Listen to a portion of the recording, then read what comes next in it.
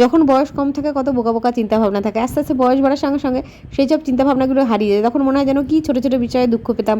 এখন আস্তে আস্তে বুঝতে পারি যে ওগুলো দুঃখ পাওয়ার কোনো বিষয়ই ছিল না।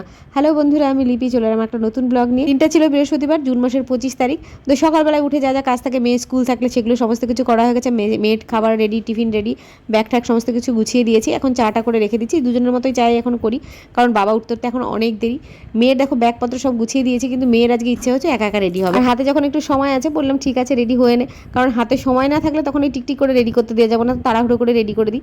আর এই দেখো আজকে কিন্তু সুন্দর করে মাকে আমি আদর করে দিচ্ছি, কারণ আমার মাটা আস্তে আস্তে বড় হয়ে যাচ্ছে। আর লক্ষ্মী মেয়ের মেয়ে দেখো টাটা করে চলে যাচ্ছে স্কুলে। সত্যি আমার মেয়েটা কিন্তু সত্যিই লক্ষ্মী মেয়ে, কোনো কিছু নিয়ে কোনো বায়না নেই, কোনো চাহিদা নেই ওর সেরকম। ওই টুকিটাকে একটা জিনিসের কথা বলবে হয়তো মা এটা দিও, যদি না দিই সেটা নিয়ে আর বায়না করবে না যে মা দিতেই হবে দিতেই হবে। আমি কিন্তু এতটা লক্ষ্মীও ছিলাম না, আমার তো ছোটো ছোটো বিষয় নিয়ে ভীষণ বায়না না করলেও চাহিদা ছিল বলতে পারি।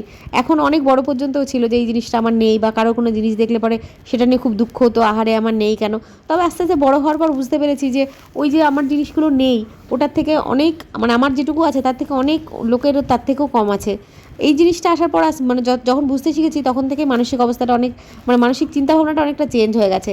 এখন আর ওই ছোটো ছোটো বিষয় নিয়ে বা আমার কোনো জিনিসটা নেই বা ওই জিনিসটা ওকে পেতে হবে সেই ব্যাপারটা নেই, যে না পেলে বা দুঃখ হচ্ছে, বা কাউকে দেখতে পাচ্ছে প্রচুর গয়না পড়ছে, শাড়ি পরছে, সুন্দর সুন্দর জামাকাপড় পরছে, সেটা দেখে আমার আর দুঃখ হয় না। কারণ আমি এখন জানি যে অনেক মানুষ আছে পৃথিবীতে যারা ওই সেইটুকুও পায় না যেটুকু আমি পাচ্ছি।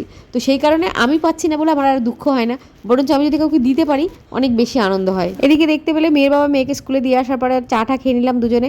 এর মাঝখানে আমি পুজোটা সেরে নিয়েছি, তারপর ওর বাবা চলে গেল বাজারে। আর এদিকে আমার ছোটো মেয়ে ঘুম থেকে উঠে পড়েছে, তা ওকে কিছুটা সময় ওর সঙ্গে কাটলাম। তারপরে পিসির কাছে দিয়ে এসে যে মেয়ে যেগুলো গিফট পেয়েছিল ওর অন্নপ্রাশনে, এই কিছু থালা বাসন ছিল, কিছু স্টিলের থালা বাসন, কিছু ছিল কাঁসার থালা বাসন, আর এখানে রয়েছে এই যে এই ক্রকারিগুলো পেয়েছে যেগুলো ওই ডিনার সেট, স্যুপ বোল। তো এগুলোকে যথাস্থানে আমি তুলে দিচ্ছি, কারণ এগুলো অনেক দিন ধরে বাইরে পড়ে রয়েছে, কোথায় রাখবো জিনিসটা সেই জায়গাটাই করে উঠতে পারছিলাম না। তো সেগুলো সব তুলে দিলাম, এগুলো তোমাদের সঙ্গে শেয়ার করলাম না। তবে হ্যাঁ, ও কি জামা কাপড় পেয়েছে কিউট কিউট, সেগুলো তোমাদের সঙ্গে অবশ্যই শেয়ার করবো।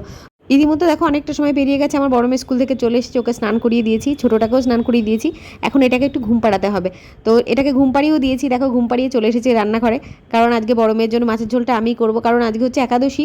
আর রান্না দিদি একাদশীর উপোস করেছে, সেই কারণে আমি বললাম এই একটা মাছের ঝোল আমি করে নিচ্ছি, দিদি বাকিগুলো সব রান্নাবান্না সেরে দিয়ে গিয়েছে। এখন এই ওর জন্য দু পিস কাতলা মাছ ছিল, তো সেটাই রান্না করে দেবো। আজকে হচ্ছে আমাদের ছোটো মাছ, ছোটো মাছটা আবার আমার মেয়ে মানে বড় মেয়েটা খেতে পারে না, খাওয়ালে খাইয়ে না খেয়ে নেবে হয়তো জোর করে যদি আমি খাওয়াই, কিন্তু ছোটো মাছটা আমাকে এই বেছে বেছে খাওয়াতে হবে। তো সেই কারণে ভাবলাম থাক বাবা কাতলা মাছটাই রান্না করে দিই পেঁয়াজ দিয়ে, যেটাও পছন্দ করে। মাছটাই পছন্দ করে না, তবু কাতলা মাছটা করে দিলে তবু একটু আধটু খায়। আর মাছের ঝোল করতে করতে দেখো একটুখানি ম্যাঙ্গো শেক করে নিলাম। ঘরে কিছুটা দুধ ছিল, আমও ছিল, তো ভাবলাম একটু ম্যাঙ্গো শেক করে দিই। আমার বাড়িতে কেউ এসব খাবে না, আমার মেয়ে তো মুখেই তুললো না। মেয়ের বাবাকে একটুখানি দিলাম, এই প্রথমবার দেখলাম যে ওর বাবাই অর্ধেকটা খেলো। এক গ্লাসই করেছিলাম, পিসিও এসব খায় না, তো সেই কারণে আমার জন্য এক গ্লাস করেছিলাম, সেখান থেকে ওর বাবাকে একটু দিয়ে এলাম আর আমি খেলাম। ভালো খেতে কিন্তু দারুণ টেস্টি হয়েছিল। আমার মেয়ে যে কেন এসব খায় না কে জানে। আর তারপরে মেয়েকে খাওয়াবো, তার আগে আমি ভাত ঠাত রেডি করার আগে ভাবলাম মুখে একটুখানি ফেস প্যাক লাগিয়ে নিই, ঘরোয়া ফেস প্যাক। আগে সব অনেক কিছুই করতাম, এখন আর কিছুই করার সুযোগ হয় না, সময় হয় না, আর সত্যি কথা বলতে ধৈর্যও নেই। তো এই যে একটুখানি বেসন, দুধের স্বর ইত্যাদি ইত্যাদি সব দিয়ে মিক্স করে একটুখানি হলুদ দিয়ে সেটা একটু মুখে লাগিয়ে নিচ্ছি। তারপরে এটা মুখে লাগিয়ে মেয়েকে খাওয়াতে বসে গেছি। ওই যে বললাম যে মাছ হলে পরে নিজে হাত দিয়ে খেতে চাইবে না, অন্য কিছু মাংস, ডিম, শাকের তরকারি ইভেন সেটাও হাত দিয়ে খাবে, কিন্তু মাছটাকে যদি হাত দিয়ে খেতে চায় না। মাছ যদি হাত দিয়ে খায় কী করবে, মাছটা ফেলে রেখে দেবে, তাহলে আর মাছ খাওয়ার কি মানে মাছের ঝোল খাওয়াই কী লাভ হলো বলো আমার। তো এখন ওই ছোটো মেয়ের খাবারটাও রেডি করে রেখে দিলাম, ওর খাওয়ার রুটিনটা একটু চেঞ্জ করেছি, তো সেই কারণে ঘুম থেকে উঠলেই ভাতটা খাবে, রেডি করে রাখলাম, এক্ষুনি হয়তো উঠেও পড়বে। আর তারপরে মেয়ের জন্য, বড় মেয়ের জন্য লেবুটা কেটে দিলাম।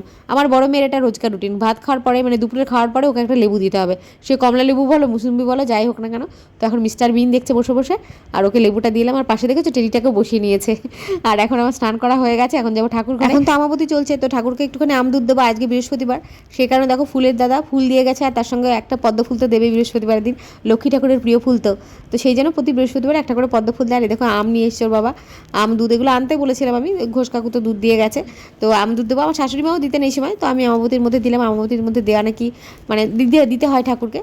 তো ঠাকুর পুজো হয়ে গেছে আমার। আর বাইরে এসে দেখছি কি কেমন একটা অন্ধকার অন্ধকার না, মানে রোদটা পড়ে এসেছে মনে হচ্ছে, মেঘ করছে আস্তে আস্তে, মেঘটা জমছে, জানি না বিকেলের দিকে ঝড় বৃষ্টি নামবে কিনা। এই সময় তো কোনো ভরসা নেই, এই মনে হচ্ছে আকাশ পরিষ্কার, এই দেখছি মেঘলা হয়ে যাচ্ছে। তো এখন খেতে বসে গেছি, আজকে আমাদের রান্না হয়েছে একটা নিরামিষ তরকারি, পাঁচমিশালি তরকারি আর ছোটো মাছের ঝোল, আর তার সঙ্গে এই পাঁচমিশালি ডাল, বিভিন্ন রকমের ডাল দিয়ে এই ডালটা করা হয়েছে। আর এখানে এই ছোটো মাছটা অনেকটা বেশি পরিমাণে ছিল, তো সেই কারণে একটু ভাজা রেখে দিয়েছি, ওরা কেউ খেলো না, ওই ভাজা মাছটা এখন আমাকেই খেতে হবে, মানে আমি রেখেছিলাম, তো এদের কারোরই নাকি পছন্দ না, আমি একাই খাচ্ছি। তো খাওয়া দাওয়া করতে করতে আবার দেখছি যে কেমন আকাশটা আরও মেঘলা মেঘলা বাড়ছে। এখন যাচ্ছি মিনিকে খাবার দিয়ে আসি। মিনির বাচ্চা হচ্ছে, তোমাদের তো বলেছিলাম। তো বাচ্চাটা কেমন আছে সেটাও তোমাদের দেখাবো আজকে। এই দেখো মিনির খাবার দেওয়া, মিনি কিন্তু একদম পুরো রেডি হয়ে গেছে ওর জায়গা মতো। ওই নিচটা তোকে খেতে দেবো, পাঁচিলের উপর দিয়ে এখন পায়চারি করছে, নিচে ওকে খেতে দেবো। এবার চলো খাবারটা দিয়ে এসেছি, এবার তোমাদের বাচ্চাটাকে দেখাই, বিড়ালের বাচ্চাটাকে। দুটো বাচ্চা আছে, এই দেখো। ওই আমি রেখেছিলাম কিন্তু পরিষ্কার জায়গা, তো ওর মা এই কোণার মধ্যে নিয়ে এসে রেখেছে। আর এখানেই যখন রেখেছে জায়গাটা পছন্দ হয়েছে, তো ওখানে একটা কাপড় দিয়ে দিয়েছি। দেখো কি সুন্দর ঘুমাচ্ছে, হাত পা নেড়ে নেড়ে। একটা কালো হয়েছে, একটা ওর মায়ের মতো দেখতে হয়েছে। তো যাকে ওদের খাবার দিয়ে চলে এলাম, এসে দেখছে আকাশ আরও মেঘলা হয়ে উঠেছে। এখন একটু রেস্ট নেবো, তার আগে ওই দরজার নিচটা বিছানার চাদর দিয়ে দেবো, না হলে তো জল ঢোকে, তোমাদের আগেও বলেছি। আর এরপরে না আর কিছু ভিডিও করা হয়নি, তো সেই কারণে ব্লগটা আমার এখানেই শেষ করতে হচ্ছে। আবার তোমাদের সঙ্গে দেখা হবে পরের ব্লগে। টাটা, সবাই ভালো থেকো।